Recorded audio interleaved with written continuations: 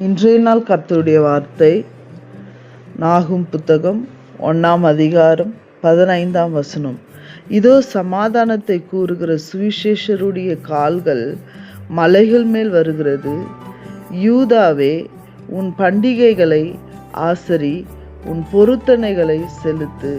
துஷ்டன் இனி உன் வழியாய் கடந்து வருவதுமில்லை, அவன் முழுவதும் சங்கரிக்கப்பட்டான். ஆம் தேவ பிள்ளைகளே, உங்களுக்கு விரோதமாக எழும்புகிற துஷ்டன் இனி உங்கள் வழியாக வருவதில்லை. கர்த்தர் உங்களை விடுவித்திருக்கிறாரு. கர்த்தர் உங்களுக்கு சமாதானத்தின் சுவிசேஷத்தை கொடுத்திருக்கிறாரு.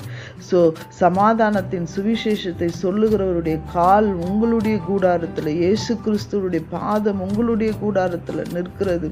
இயேசு கிறிஸ்து உங்களை விடுவிக்க வல்லவராயிருக்கிறார். யூதாவே என்கின்ற நீங்கள் உங்களுடைய விடுதலையின் பண்டிகையை கொண்டாடுங்கள். உங்களுடைய சமாதானத்தின் பண்டிகையை கொண்டாடுங்க. உங்களுடைய உயிர்த்தெழுந்த இயேசு கிறிஸ்து உங்களோடு கூட இருக்கிற பண்டிகையை நீங்கள் கொண்டாடுங்கள் என்று சொல்லி உங்களுக்கு நினைப்பூட்டுக வல்லவராயிருக்கிறார். அதே போல நீங்கள் என்ன பொருத்தனை ஆண்டவருக்கு செலுத்தினீங்களோ அந்த பொருத்தனைகளை நிறைவேற்றுகிற தேவன். அதை நீங்கள் நிறைவேற்றி ஆண்டவருடைய சமூகத்தில் களி கூறுங்கள். உங்கள் முன்பாக இருக்கிற எப்படிப்பட்ட சத்துருவினுடைய வலைகளும் நீங்கள் சிக்காதபடி தேவன் உங்களை விடுதலை ஆக்க வல்லவராயிருக்கிறார். ஆம், நாம் எஸ்தரை பார்க்கிறோம்.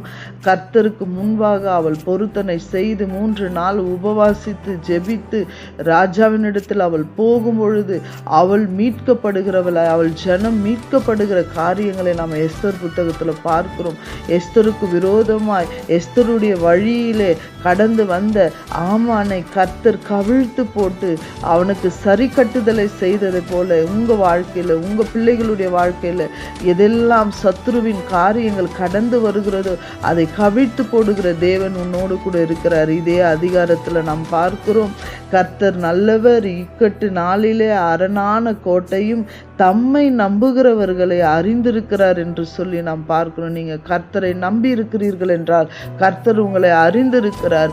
உங்களுக்கு விரோதமாய் எழும்பின துஷ்ட காரியங்களை முறியடித்து உங்களுக்கு உண்டான சமாதானத்தை, சந்தோஷத்தையும், ஆரோக்கியத்தையும், செழிப்பையும், ஆசீர்வாதத்தையும் எல்லாவற்றையும் தேவன் உங்களுக்கு கொடுத்து ஆசீர்வதிப்பார் என்பதை இந்த வேளையில் நான் சொல்ல ஆசைப்படுகிறேன். அதை விசுவாசிங்கள், பெற்றுக்கொள்ளுங்கள். God bless you.